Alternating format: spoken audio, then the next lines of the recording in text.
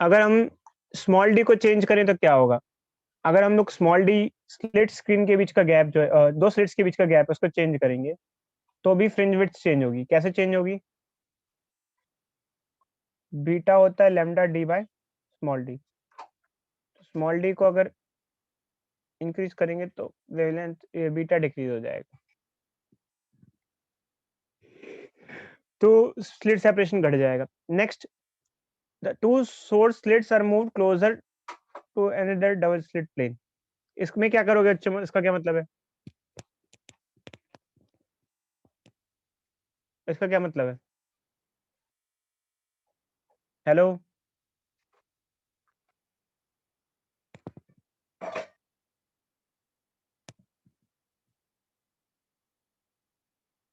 बोलो भाई बोलो।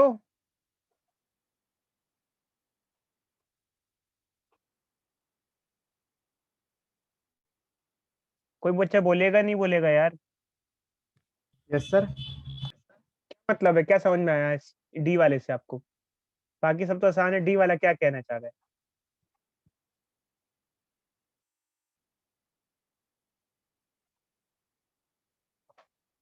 सर जो जहाँ से स्प्लिट है ना, जहाँ से जो सोर्स है लाइट का, उसे शायद पास हम्म। लाया गया है, जो दो देखो स्लिट एक है। सोर्स है, ये डबल स्लिट होती है, ठीक है, और वो स्क्रीन होता है पीछे।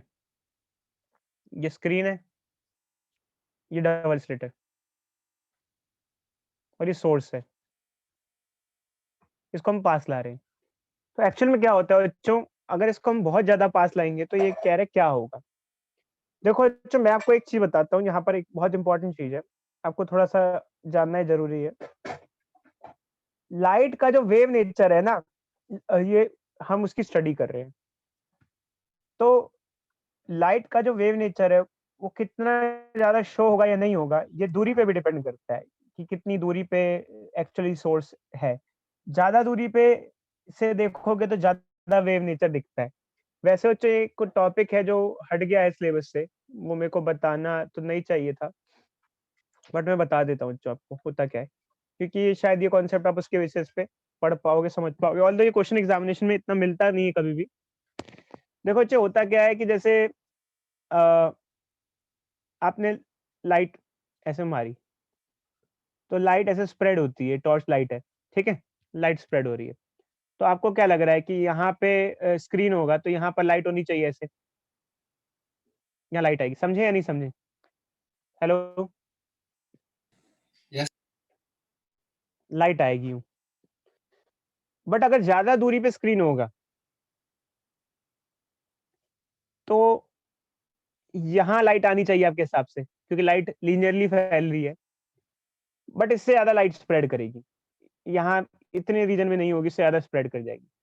बाकी रीजन में लाइट का स्प्रेड का कारण है एक्चुअली लाइट का, देखो अच्छा लाइट हमने पढ़ा है कि रेक्टिलिनियर मोशन होता है, स्ट्रेट लाइन मोशन ट्रेवल करती है।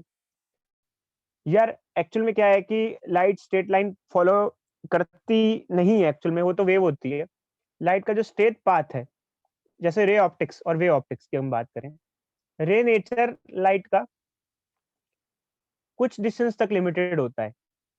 बाकी लाइट ऐसे आके मतलब जैसे स्प्रेड हो जाती है, यहाँ पे अगर आप आगे जाओगे तो लाइट और ज्यादा स्प्रेड हो जाएगी, ज्यादा रीजन में स्प्रेड मिलेगी, पूरे रीजन में। तो जब ज्यादा दूरी हो जाती है तो लाइट का रे नेचर छोड़ के लाइट बकायदा वेव नेचर दिखाती है अपना।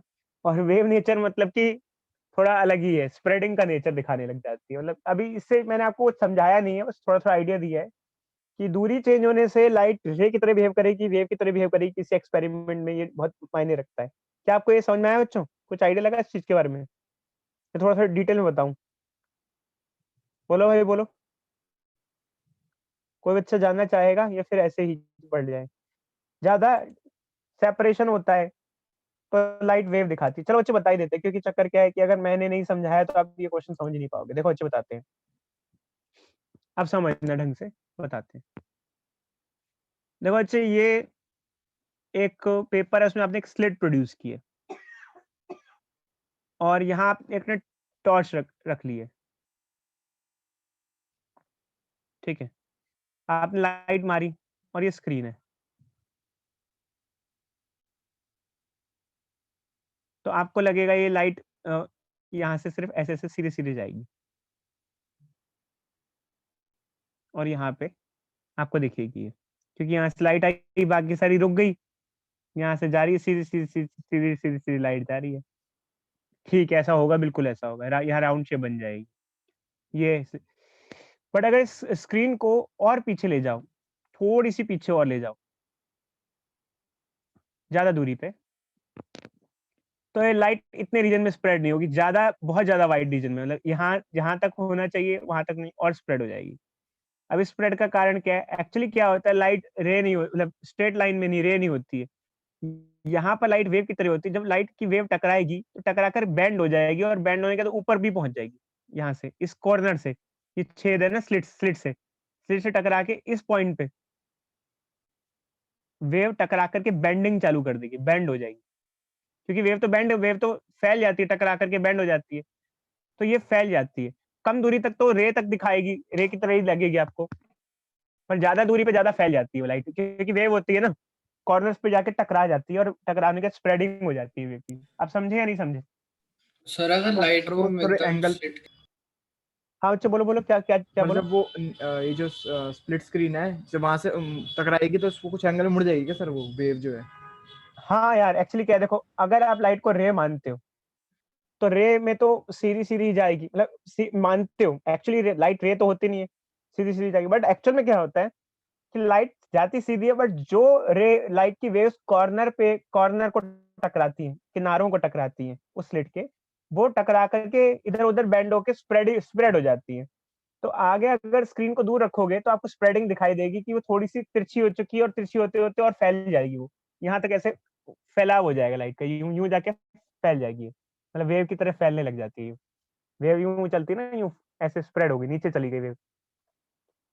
पास की दूरी में आपको लाइट रे की तरह दिखेगी, बट दूर दूर जाओगे ना तो वो बेंड होके और फैल जाएगी, नीचे चली जाएगी ऐसी, ऐसे। तो सर अगर एक्चुअली क्या लाइट होता को है, हम बोलो बोलो बोलो बोलो बोलो बोलो। सर अगर हम लाइट को स्लिट के बहुत पास रखें तब क्या होगा?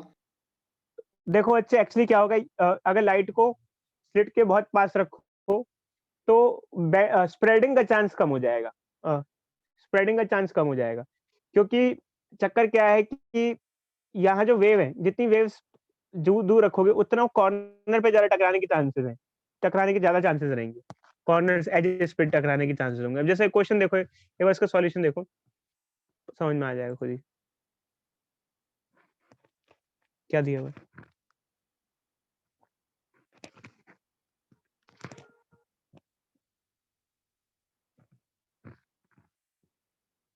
सर तो ये पूछ रहे हैं ना, अगर हम पास लेके जाएंगे तो क्या होगा? हम्म।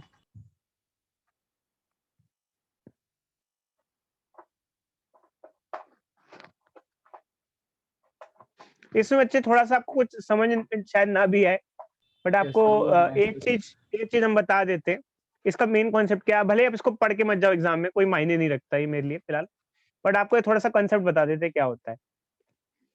देखो यार, एक्चुअली क्या है, हमने डबल स्लिट एक्सपेरिमेंट पढ़ा है, तो उसमें एक बहुत इंपॉर्टेंट चीज होती है, ये है, ठीक है, और ये स्क्रीन है, और हमने कोई पॉइंट माना ये, इस पे वेव आ रही है ऐसे, और इस पे भी वेव ऐसे आ रही है, ठीक है यार, इस पे वेव और सोर्स हमने ये लिया है, मान लो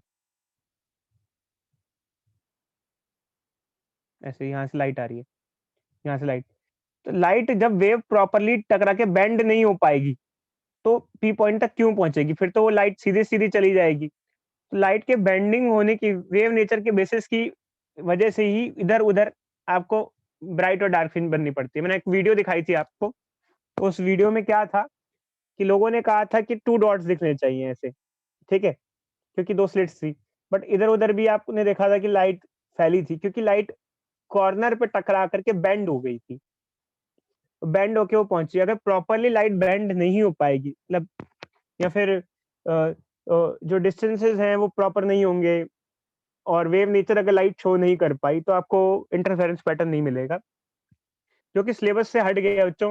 अगर आपको थोड़ा बहुत पढ़ना है तो उसमें नोट्स में हमारा दिया हुआ है, कहाँ गए है, चलो अच्छा बाद में डिस्कस कर लेंगे कभी, बट ये देख लेना आपको, फिलहाल अभी तो नहीं है, पीछे का पोर्शन है, फ्रैक्शनल डिस्टेंस का टॉपिक है ये पीछे है, डिफ्रैक्शन में है, तो आपको ये बता देंगे हम बाद बाद में बताएँगे यहाँ पर।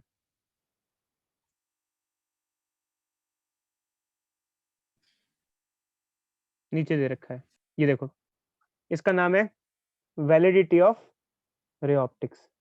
रे ऑप्टिक्स कुछ दूरी तक वैलिड होती है, उसके बाद उसकी वैलिडिटी खत्म हो जाती है, उसके बाद वे ऑप्टिक्स का डोमिनेंस होता है। ये सब कुछ कहानी है, जो कि आपको खैर बाद में पता चलेगी। अभी इसको डिस्कस करने का कोई फ़ायदा नहीं है। चलो भई आगे बढ़ते हैं। आगे क्या है? अ, अगर सोर्स स्लिट की विड्थ बढ़ा दी जाए, मतलब कि देखो अच्छा हमने क्या किया, थोड़ा हमारी फिगर इसमें फिगर में फ़र्क है। इन्होंने क्या किया है, इन्होंने तो पहले ही क्या किया है कि हमने तो सोर्स लिया था। एक्चुअली इन्होंने क्या किया, पहले सोर्स लिया है, फिर एक सिंगल स्लिट ली है, फिर डबल स्लिट ली है, फिर ऐसा पैटर्न दिखाया है। एक्चुअल में ये है, देख लेना, मैंने तो थोड़ा-सा आसान बताने के लिए आपको पढ़ाया था ये। तो अब ये कह रहा है कि जो सोर्स स्लिट है, मतलब जैसे सोर्स है, लाइट आ रही है, एक स्लिट ली, फिर 1 से 2 स्लिट कर दी, फिर ऐसा पैटर्न आ गया। और इनकी जो स्लिट्स हैं वो वर्टिकल है, मैंने जो आपको दिखाई थी हॉरिजॉन्टल दिखाई थी। खैर ये तो कुछ भी हो सकता है। इसकी विड्थ बढ़ा देंगे तो क्या होगा? कोई बच्चा बताएगा? अगर इसकी विड्थ इंक्रीज़ कर देंगे तो आपके हिसाब से क्या होना चाहिए? ज़्यादा लाइट पास करेगी और उससे क्या होगा? लाइट ज़्यादा होने से क्या होगा?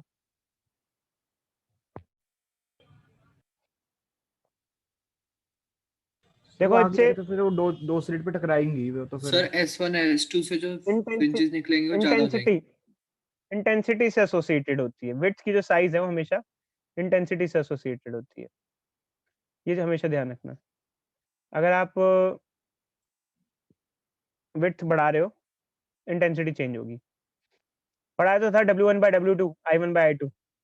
ई पॉइंट देखो अब।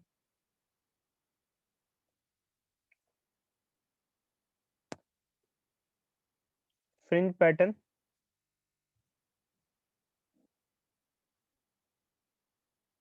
इंटेंसिटी तो बढ़ जाएगी बच्चे, इसमें शार्पनेस वगैरह के बारे में भी कुछ मेंशन कर रखा है। खैर ये अभी फिलहाल अभी आप मत देखो इसके बारे में। मैं आपको बाद में बताऊँगा इस चीज़ के बारे में। बाद में डिटेल में बताऊँगा। इसका कारण-वारण सब बताऊँगा। और और एक और चीज़ बता दूँ बच्चों, यहाँ पे बहुत ज़रूरी है फिलहाल के तौर पे। अगर आपको इंटरफेरेंस पैटर्न देखना है, तो स्लिट्स की विड्थ बहुत ज़्यादा नहीं होनी चाहिए। मतलब ज़्यादा हो ठीक है, बट बहुत ज़्यादा नहीं होनी चाहिए। मतलब ज़्यादा हो तो इंटेंसिटी बढ़ जाएगी, बट बहुत ज़्यादा होगी तो भी दिक्कत है।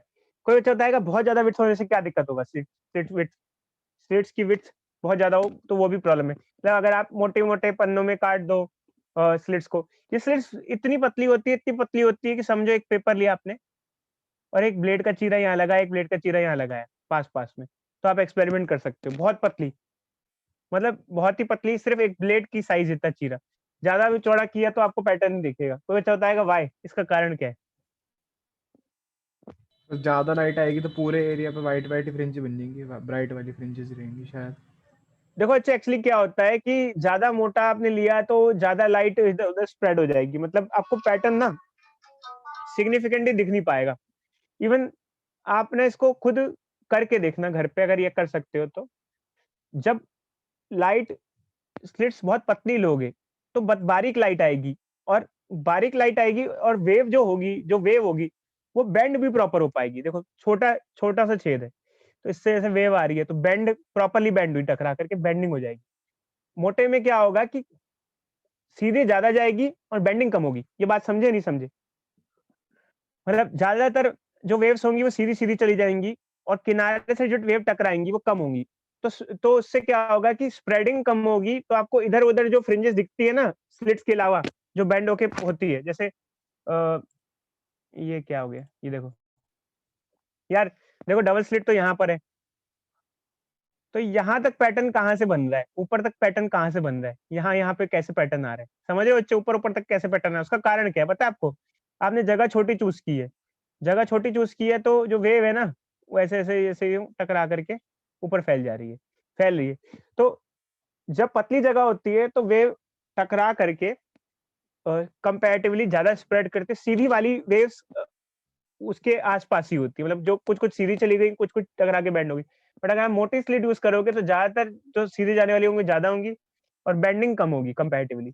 तो बाकी जो ये वाली फ्रिंजेस होंगी इतनी लाइट हो जाएँगी इसके आगे, सामने वालों के आगे, जिससे आपको फ्रिंज पैटर्न ढंग से दिखाई नहीं देगा। अब आपको मैं थोड़ा वीडियो भेज दूंगा, अच्छा आप देखना एक बार कि कैसे है, क्या है, थोड़ा समझ में आएगा आपको डिटेल में। बस ये ध्यान रखना कि थोड़ी सी विड्थ बढ़ जाएगी तो इंटेंसिटी बढ़ जाएगी, बट ज्यादा विड्थ बढ़ जाएगी तो आपको फ्रिंज पैटर्न दिखाई नहीं देगा, प्रॉपर दिखाई नहीं देगा, काफी ज्यादा लाइट हो जाएगा, उससे शार्प इतना कम शार्प हो जाएगा कि डिसअपेयर ही हो जाएगा। देखो लिखा है ना, लेस शार्प हो जाएगा, fringe pattern gets less sharp.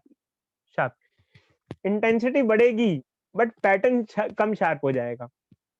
मतलब जो आपको एक डार्क और ब्राइट का वेरिएशन दिख रहा था ना बहुत ज्यादा, वैसा आपको नहीं दिखाई देगा। तो ऐसा कुछ होगा अच्छे। तो अब इसके बाद नेक्स्ट क्या है, मोनोक्रोमेटिक लाइट को हम व्हाइट लाइट से रिप्लेस कर देंगे तो क्या होगा। एक्चुअली क्या है, मोनोक्रोमेटिक लाइट में भी इंटरफेरेंस पैटर्न होता है, व्हाइट लाइट में भी इंटरफेरेंस पैटर्न होता है। व्हाइट लाइट में आपको कलरफुल पैटर्न दिखाई देता है, जैसे कि आपने वीडियो में देखा होगा, आपको रेनबो पैटर्न दिख रहा था, शायद में भी आपको याद हो या नहीं हो। Yes sir. कलरफुल पैटर्न दिखाई दे रहा था। और व्हाइट लाइट जब यूज करते हैं उसमें 7 कलर्स होते हैं, तो 7 अलग अलग वेव्स अपना इंटरफेरेंस बनाती हैं और उसका कॉम्बिनेशन हो जाता है वो एक तरीके से स्क्रीन पर जो होता है। बट उसमें जब व्हाइट लाइट यूज करते हैं तो जो मेन जो बीच में जो फ्रिंज होती है वो सेंट्रल ब्राइट होती है। मैं दिखाते हैं आपको। एक्चुअली क्या है, ये सब चीजें अगर ज्यादा देख के ज्यादा समझ में आती हैं। इंटरफेरेंस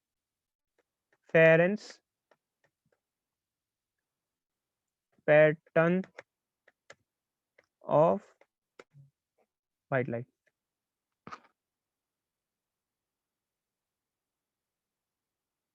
ये देखो अच्छा ऐसा कुछ पैटर्न है।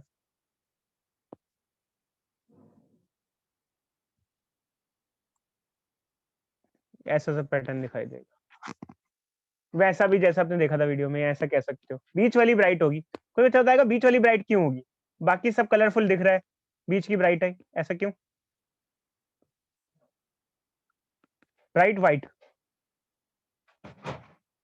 कोई किसी का आंसर इस चीज का। Hello hello, yes sir. इसका किसी का आंसर है कि बीच वाली व्हाइट क्यों होगी, बाकी सारी कलरफुल है, बीच वाली व्हाइट है।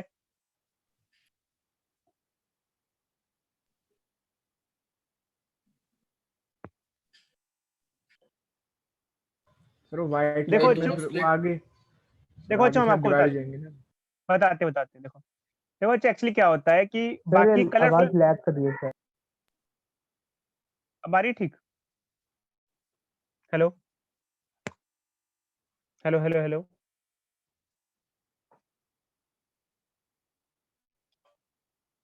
आ रही हो अच्छा, आवाज आ रही है। Yes sir. ठीक है, देखो अच्छा ये ब्राइट फ्रिंज का फॉर्मूला होता है, ठीक है।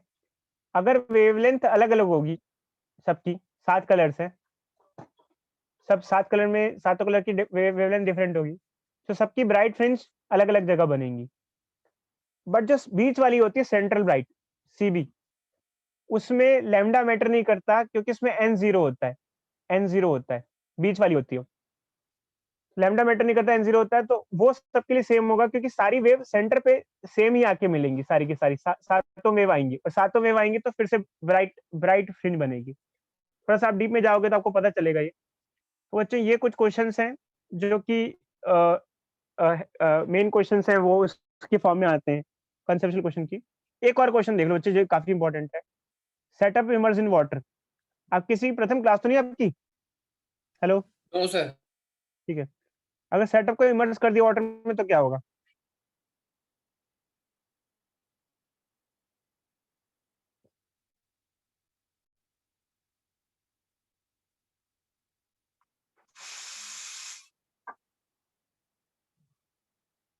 बोलो भाई बोलो।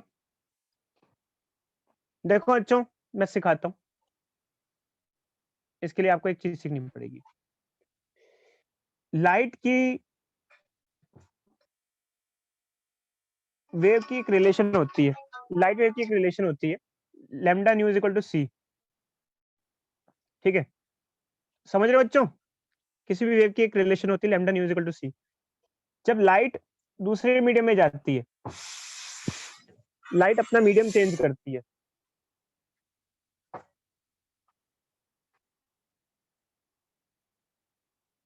तो उसकी स्पीड चेंज हो जाती है। पढ़ा है आप लोगों ने। बोल भाई, पढ़ा है, बोलो। हेलो यार, बोलो भाई, बोलो। इसमें एन होता है रिफ्रैक्टिव इंडेक्स। जब दूसरे मीडियम में जाती है तो स्पीड दो फैक्टर पर डिपेंड करती है, फ्रीक्वेंसी एंड वेवलेंथ। जब लाइट दूसरे मीडियम में जाती है तो फ्रीक्वेंसी सेम रहती है, बट वेवलेंथ चेंज हो जाती है। पता नहीं क्यों, क्या कारण है, फिलहाल अभी डिस्क्राइबेबल नहीं है, बट आपको बस ये ध्यान रखना है, ऐसा होता है। होता है तो होता है। जब लाइट वैक्यूम में, एयर में चल रही थी, तो ये उसकी रिलेशन थी। बट जैसे ही लाइट दूसरे मीडियम में आई तो उसकी स्पीड सी ना रह के वी हो गई, और फ्रीक्वेंसी वही रही, और वेवलेंथ लैम्डा डैश हो गई। कोई डाउट किसी इस चीज को लेके, किसी बच्चे को? No sir. अगर मैं इन दोनों को डिवाइड कर दूं तो डिवाइड करने से कट जाएगा, c by v is equal to lambda by lambda dash हो जाएगा। सी बाई वी क्या होता है? एन होता है, मतलब रिफ्रैक्टिव इंडेक्स। देखो अच्छी, यहाँ से रिफ्रैक्टिव इंडेक्स होता है। तो इससे अगर आप देखो तो लैम्डा बाई लैम्डा डैश क्या हो जाएगा? एन हो जाएगा। एक रिलेशन आई हमारी। तो अब क्या है? अब क्या है एक्चुअली क्या होता है उससे, जब अगर पूरे सेटअप को वाटर में इमर्स कर दो तो फ्रिंज विड्थ नॉर्मली होती है lambda D by D. But अगर पूरे सेटअप को इमर्स कर दो तो फ्रिंज विड्थ हो जाएगी बीटा डैश। क्यों? क्योंकि वेवलेंथ चेंज हो जाएगी। जैसे ही आपने वाटर में डिप किया तो वाटर में लाइट की स्पीड भी चेंज हो जाती है, वेवलेंथ भी चेंज हो जाती है। तो फिर क्या रेशियो क्या आएगा अगर देखा जाए तो? बीटा बाय बीटा डैश क्या हो जाएगा? Lambda D by D, lambda dash D by D, ये कट जाएगा, लैम्डा बाय लैम्डा डैश हो जाएगा। लैम्डा बाय लैम्डा डैश क्या है? एन है। क्या हो जाएगा? एन हो जाएगा। तो पुरानी फ्रिंज विड्थ और नई फ्रिंज विड्थ में रिलेशन आ जाएगा। इसको इंटरचेंज करोगे तो नई फ्रिंज विड्थ पुरानी फ्रिंज विड्थ के एन टाइम 1/n टाइम्स होगी, मतलब फ्रिंज विड्थ घट जाएगी, फ्रिंज साइज घट जाएगी। तो क्या हो जाएगा? आप क्या बोलोगे? Fringe width decreases. क्या मेरे को अच्छे लिखने की जरूरत तो नहीं है ऐसे पूरा स्टेटमेंट? आप लोग इतना समझ पाओगे? क्योंकि मैं वैसे बोर्ड पे लिखता था, जब मैं पढ़ाता था तो पूरी पूरी एक एक चीज लिखता था, क्योंकि वहाँ स्पेस बहुत होता था बोर्ड पे, यहाँ स्पेस कम मिलता है। तो यहाँ पे मैं सिर्फ बता देता हूँ कि क्या क्या है।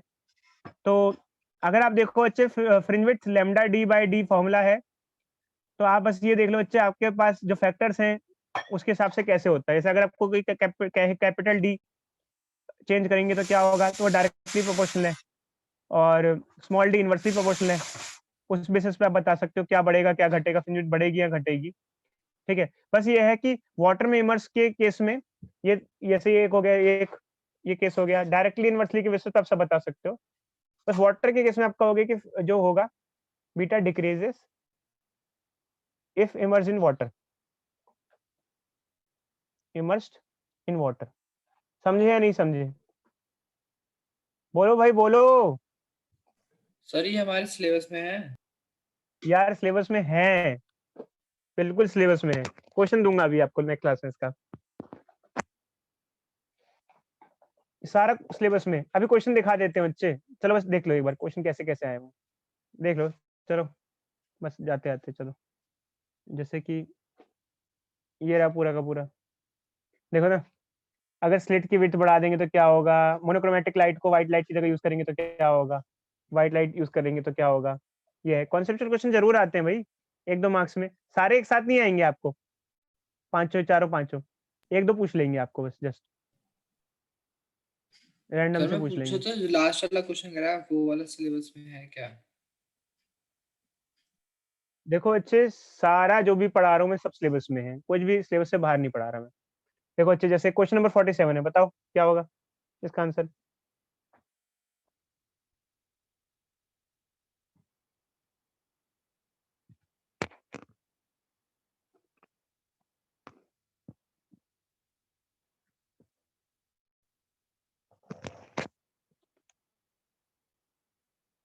ये बताओ 48 का क्या होगा? देख रहे हो अच्छे, सारा का सारा एंगुलर सेपरेशन पे क्या फर्क पड़ेगा अगर हम क्या करें, सेपरेशन को डबल कर दें। इस तरीके के क्वेश्चंस आपको आएंगे। तो जैसे भी आपको कहा जाए कि इसको चेंज कर दें, उसको चेंज कर दें, इसको चेंज कर दें, क्या फर्क पड़ेगा, तो आपको सीधे सीधे अपने फॉर्मूले पे स्टिक करना है। आप कहो कि हमारा फॉर्मूला होता है फ्रिंज विड्थ का lambda D by D, formula है, जो भी बोलोगे इस हिसाब से पुट कर देंगे। और एंगुलर फ्रिंज विड्थ हो तो ये हो जाएगा लैम्डा बाई डी। ध्यान रख लेना भाई, एंगुलर फ्रिंज विड्थ हो, कई बार बच्चे क्या करते हैं, एंगुलर फ्रिंज विड्थ नहीं देखते हैं। एक बार क्वेश्चन आया एग्जामिनेशन में, हमारे सारे बच्चे गलत करके आए थे। उन्होंने कहा था कि स्लिट स्क्रीन गैप चेंज हो गया। शायद मैंने उस टाइम उनको रिवाइज नहीं कराया होगा या कुछ कमी रह गई होगी जो अच्छे से नहीं बताया डीपली कि एंगुलर फ्रिंज विड्थ में कैपिटल डी नहीं होता है, कोई भी फैक्टर था उस टाइम पे। तो उन्होंने कहा स्लिट स्क्रीन गैप चेंज हो गया, मतलब कैपिटल डी चेंज हो गया। मैंने ऊपर ऊपर से जल्दी जल्दी पढ़ा दिया होगा जस्ट। तो डी अगर चेंज हो गया तो फ्रिंज विड्थ पे क्या फर्क पड़ेगा। अब भाई उन लोगों ने क्या किया, कि कह दिया कि अगर डी को इंक्रीज करोगे तो मतलब फ्रिंज विड्थ बढ़ जाएगा, जबकि क्वेश्चन में फ्रिंज विड्थ नहीं, क्वेश्चन में लिखा था एंगुलर फ्रिंज विड्थ। समझ रहे हो बच्चों इस बात को? Hello, yes sir. बहुत ध्यान से करना बच्चे, जो भी चीज, जैसे अगर आपसे पूछे ये कर रहे हैं, वो कर दिया, ये कर दिया, तो आप देख लेना किसके बारे में पूछ रहे हैं, क्या पूछ रहे हैं, फॉर्मूला लिख के कर लेना, हो जाएगा, बेसिक बेसिक है। ठीक है बच्चों? हेलो, कल शायद बच्चों हम लोग की क्लास है, मैं आपको बता दूंगा टाइमिंग, और शायद आपको वो भी रिसीव करने आना पड़े, नोट्स भी। सर सुबह की रखना।